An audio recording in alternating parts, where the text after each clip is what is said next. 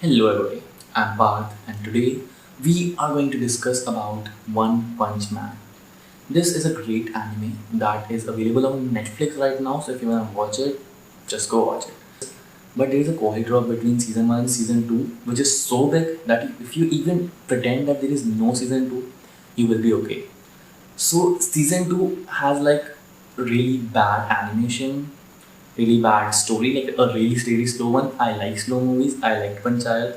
I liked Gulabos Paro, but this one was like out of my mind. Like Saitama was not even season two's finale for like at least in the end. So let's just discuss what is the difference between season one and season two. So season one was phenomenal. It was like one of the best anime I ever watched, or even the best anime ever, or at least the ones I know. Okay, so I have recently been introduced to myself by myself to anime. I watched a couple of great movies like I Want to Eat Your Pancreas, which is an amazing movie. Just don't judge the movie by its name, okay? And then there is Relative Worlds, there is Your Name, there is Silent Voice. There are a couple of movies other that I've watched. I'm not going to name all of them. So there is Death Note. I watched 2 episodes of it, and I watched full One Punch Man, and I've also watched 5 centimeters per second. Okay, so these are the anime I've watched right now, and if you have any suggestions, then please just suggest to me in the comment section. Let's just move to this anime called One Punch Man. This is a great anime. The camera movements, at least right now, we can call them camera movements. Camera movements are amazing in the season one. Like you can clearly see the look on Saitama's face and the villain's face at the same time several times. Okay, and also Saitama's expressions are shown so amazingly that you can know what he's feeling at that point.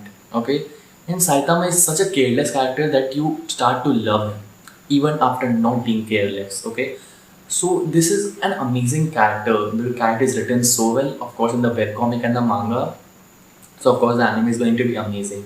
All the extra characters like the S class heroes, the A class hero, the Mumen Rider, which is the C class rank 1 hero, are all amazing.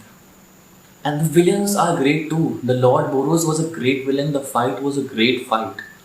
And all the characters like King and Genos and all the characters are amazing. Especially Garou, the villain of season 2, is amazing, but he's not at the level with Saitama, which is a bad thing. I don't know how they're gonna fix it in season 3. They might end up becoming a monster, so he might have become a same level at Saitama, but obviously not powerful than him.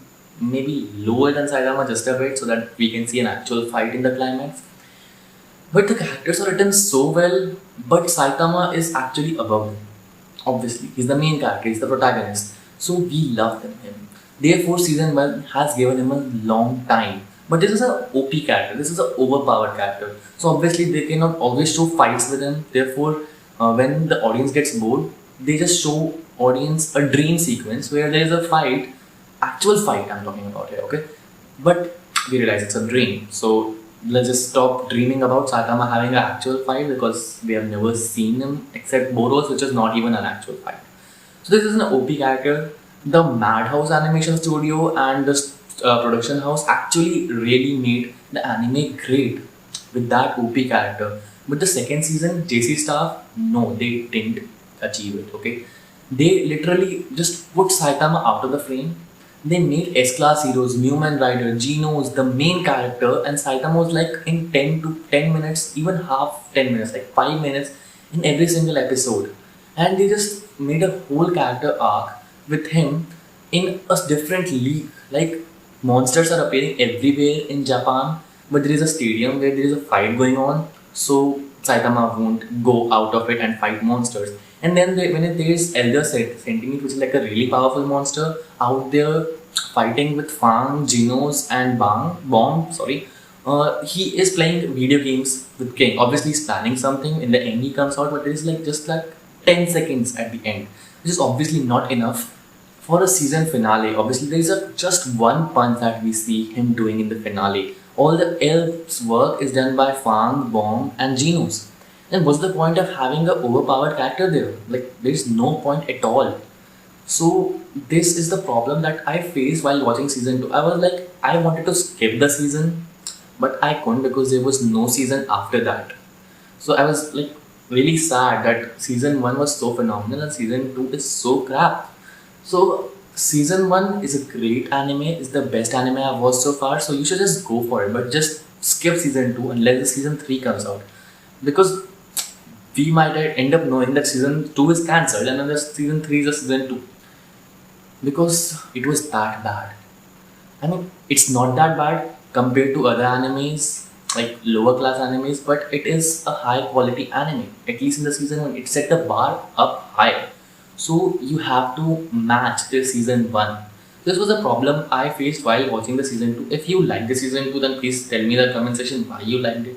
And also the animation I talked about, like the metal on Gino's body is so shiny that you like just keep looking at it and just don't focus on the fight. And also that Metal Knights robots, no. In season 2, they make Genos the main character, it looks like. They just show him and him and him only. There is no Saitama, and even if there is, he's doing something wrong. Seriously. Although we need to see Geno's backstory because he's an amazing character, but not our overpowering Saitama, right? So just there's a prediction I'm going to make in this video right now that the doctor who made Genos is the same guy who is Metal Knight and who made the cyborg who killed the family of Genos. This is just a prediction. We might end up seeing that, and if there is it in webcomic and manga, I don't know because I haven't read any of them. This is just a prediction based on this hat that I saw in the picture frame of Metal Knight. So I just thought it would be that way. And also the cyborgs are created by Metal Knight are really powerful, so that might be the one cyborg. So if you enjoyed this video, then please like this video. This is just for fun that I'm doing something. Okay, I have a main channel. The link is in description. If you are Hindi viewer, Hindi audience, then just go watch it. It's a tech channel, and also there are Marvel reviews down there. So just watch it. It's a kind of a nice channel. You might find nice content. And if you like this video, then please comment down below your suggestions. What should I do about anime? Do I need to review it? Any more anime suggestion you have? Any movie that I should watch? Anything, okay? Just please tell me in the comment section, okay? Bye, stay happy, peace.